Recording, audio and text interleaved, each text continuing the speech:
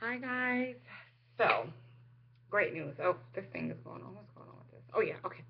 So I'm here. So I've been recording all day. So I'm gonna do this really, really sweet and quick. Great news. I was able to get my IVF appointment pushed earlier. So I'm super excited about that.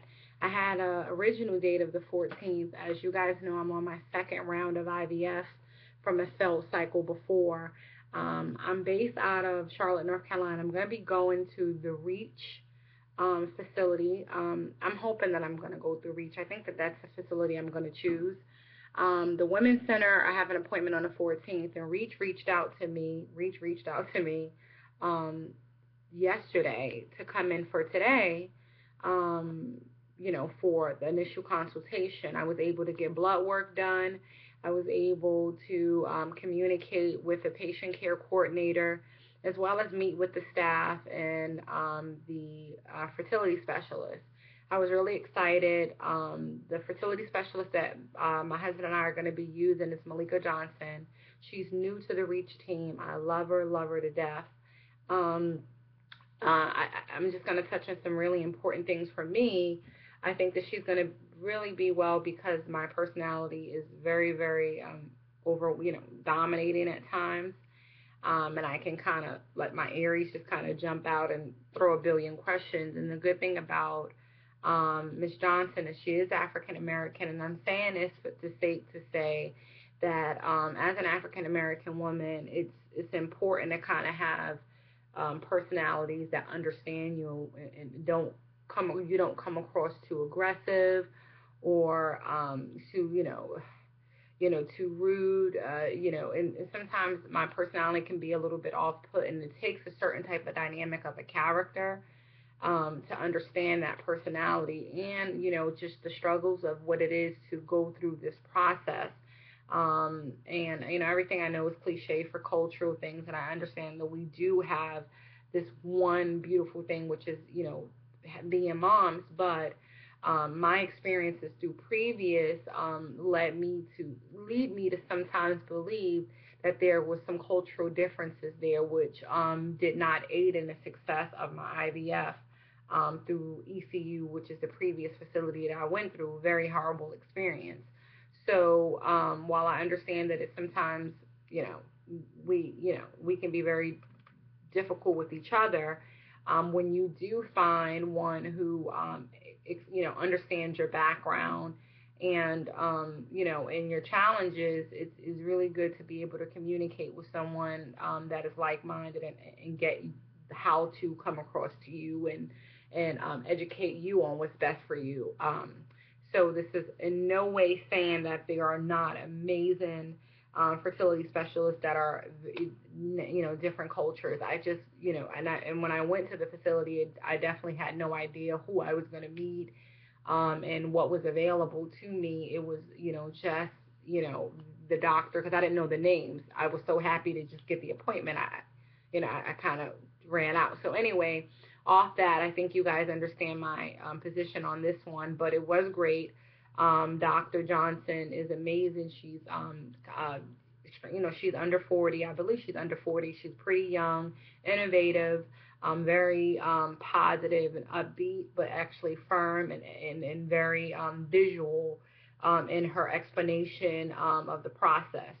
So I was able to come to one common ground and accord with her that I think is going to be positive for the future of this particular cycle. One of the things that I learned today that was a great takeaway was possibly the deficiencies in my previous cycle. One, I have high blood pressure. She communicated that taking high blood pressure medications, certain types of high blood pressure blood medications, is aids in a recipe for failure for the cycle.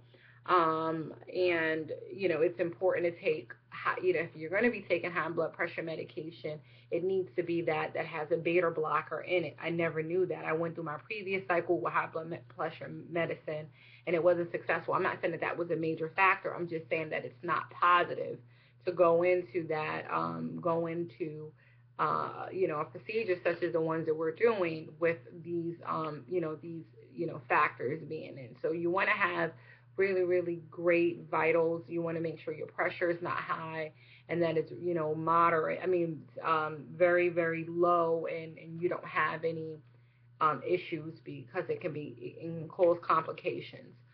So I went away with understanding that. The other piece that I learned was that you want your body to be in the most natural state that it can possibly be in. And I say that because I am a YouTube fanatic. I'm on YouTube now. I Google everything. So until I met with her, with my doctor today, I went out to the store and I was buying.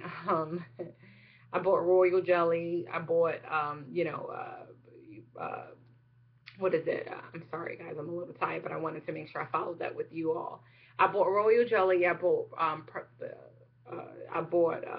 propolis. I bought bee pollen, and I don't even think it's even. You guys can look that up to see what the benefits of those items are. I'm really, everything is riding on me, making this a very successful cycle. And I think that, any information that's out there for me to get, I actually, purchase all these items, the maca root and all these things. And I'm not saying that these things are not good. I'm just saying that when I communicated with the fertility specialist, her main thing was, let's look at your body. Where are we at right now? Can we get it into the purest state that it can be in? And let's, do things that are natural for you, and that are not going to conflict with any of the medications that we're going to be putting you on. One main example that she gave was doing the royal jelly. That possibly, if it thickens the lining of your uterus, 9 times out of 10, you're going to be having high estrogen levels, right? Estrogen levels. And that is a no-no, because again, you're going to be, filled with those hormones and things of that nature, and you don't want anything to kind of muck that up. So, just eat right. What I learned, I was so overwhelmed that just going to the doctor's appointment, I mean, I got lost a little bit, and I felt myself going back to the way that I was before, being extremely anxious and snappy, and just, ready to cry over being late and the possibility of not having this appointment. So I have to continuously tell myself to step back, that it's not in my hands. It is not in my hands. I have to just, go with the flow, continue with life the way that I've been doing it, but adding more laughter, adding more peace into my world to, to bring this energy, this positive energy, to hopefully, get, a baby at the end. So, the communication was really positive. I love the facility. The facility at Reach was very serene. It's very clean. It was warm and very inviting. The nurses, that I interacted with was really positive, and had a great sense of humor. Even the doctor had a great sense of humor. I will say that the clinic itself got a lot of negative reviews, and I think it's because of the setup. This particular office, well, they look at each individual case and tailor your treatment for your specific needs. They don't put you in a group. They don't do all of that. With that being said, I believe that it's a handful of doctors with a small amount of nurses. The turnaround time to communicate with you may not be as plentiful as it is at a larger facility, where you can have more of a hand-holding type of effect. A lot of your calls are going to be answered within 24 hours, and they return calls only after 4 p.m. With that being said, they have a weekend on-call staff that deals with only weekend, patient questions. So if you're not on the weekend, then they won't deal with you that week. So it's, weekends for weekends, and weekdays. Weekend staff is for weekend emails and, calls, and then the weekdays are for the weekday, calls that come in. So if you don't understand their system, then it's not going to work for you. Not only that, if you are a person that I was before, and I pray I don't get to that point, but to where you just can't wait because you're so anxious. You need to know the test results, and you're calling every 10 minutes, or you're calling every 20 minutes, and you're buying 20, you know, you know, 20 pregnancy tests to see whether or not you're pregnant. This type of facility won't be able to meet your needs the way maybe another facility will be. And I will say, having that type of you know, that type of anxiousness in you is pretty difficult to gain, favorable. And I know that's bad to say because they get paid to deal with our emotional situations, but people are human and they get sick of you. You know, if you're a pest, you're a pest. Like, you're just a pest fold up with hormones. You got to learn how to ease it, and calm down and take a chill pill, because they are dealing with millions of behaviors in one day, and sometimes coming out of one person. So you want to gain positive people who give you, who remember you, who want you to succeed, who is excited about you when they see you. You don't want to be a jerk going in there, and you don't want to be, a nuisance to them, because, no matter how much people are paid to deal with you, you can become a nuisance and they push you off. So kind of remember that while you're going through this process. And again, the beautiful thing about failing is coming in with a better perspective in this particular cycle. So that would be my only takeaway that I'm telling myself and trying to remind myself to do, and I'm urging you all to do as well, because it's a lot on us, and you don't want stress to be something that removes you from having the greatest, one of the greatest accomplishments that you can possibly have at this stage in your life. You don't want that, and you don't want people to frustrate you because you're anxious. So try to limit that and kind of take some time out and just let go and kind of woosah sometimes. So that's one thing. I'm trying to think of anything else that I can possibly advise. I know that there was a question about weight and stuff like that. I get emailed on the side, and I'm not really sure if I'm going to do a video about the weight losses. In my previous video, I talked about being 198 pounds, going through the IVF and having the failure with the stresses and stuff like that. I would just say I did not do it the right way. I personally cheated. And, you guys could take with that what you will. I'm just not, I will get into that, but my head is on this IVF. And if that's what I'm focused on right now. I cheated tremendously, and I commend a lot of women who do it the natural way. Keyword natural way. I did not do it the natural way. Did not. So you guys take from that what you will. There were complications doing things the other way. And I've made my way back to knowing what is more important and being able to be healthy, to eat right. My suggestion to help you maintain the weight, because that I am familiar with, maintaining the weight, I would suggest that you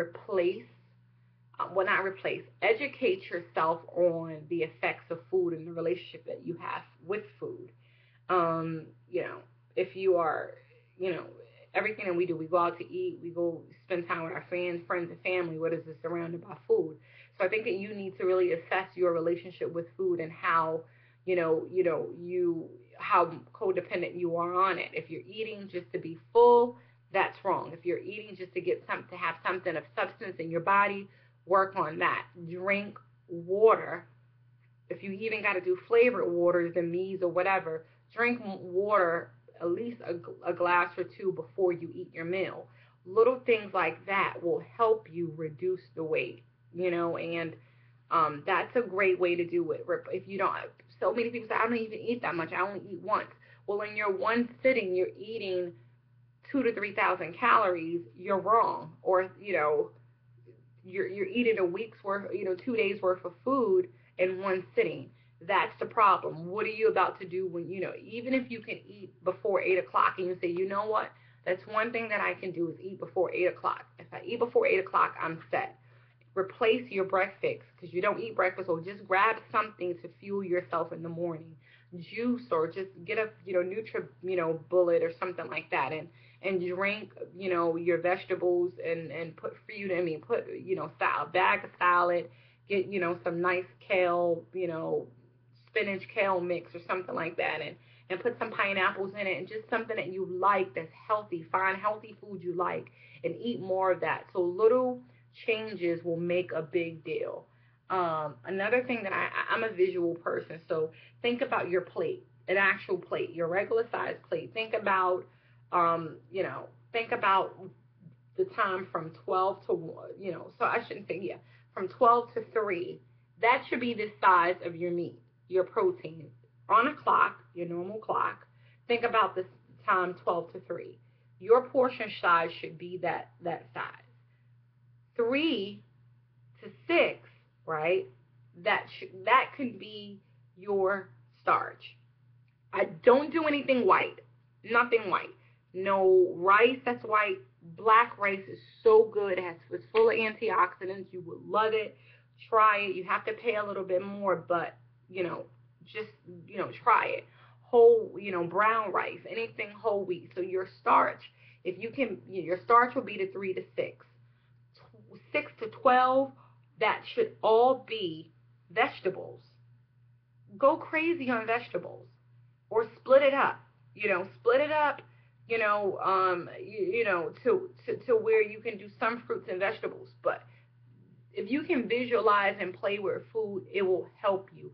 Or just do 4 ounces, 4 ounces of meat. If you can get a 4-ounce container and put your meat inside that. Your meat should never be more than the palm of your hand. So just little tricks and stuff, I believe, will help you, make better decisions. So, that's a great way that I think you can benefit. I am rooting for you guys. I pray that all goes well in your endeavors. I have another appointment coming up. I had the blood work done today. So hopefully you guys know about these testing. I promise you, take this blood work, and you have to remember everything that you have been through since you were 2 years old, and you just like, did that dentist, could have he done something shady to give me a disease? You just get worried. So just pray for me. I'll be praying for you, and if you have any questions or concerns or anything you want to talk about, feel free to send me an email. I love you guys dearly, sisters. Please talk to you later. Bye.